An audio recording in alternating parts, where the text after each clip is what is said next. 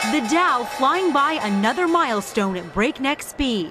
There it is, Dow 25,000.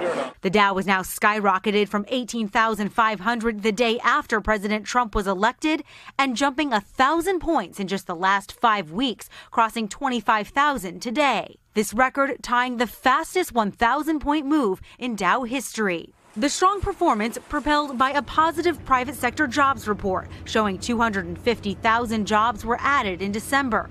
And Wall Street bullish on the new year under President Trump's new tax law, with tech and energy stocks leading the way. We've got an economy that's firing on all cylinders, not just here in the U.S., but around the world. Interest rates are still low, and now we've got this tax reform, which can further boost corporate profits. The stock market doesn't tell the whole economic story. Only half of American households own stock.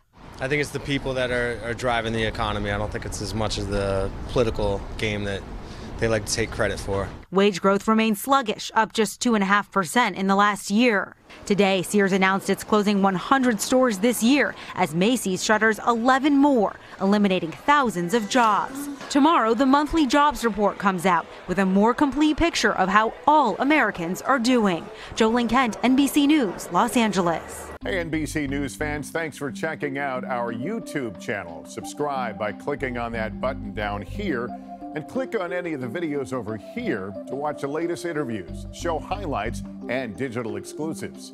Thanks for watching.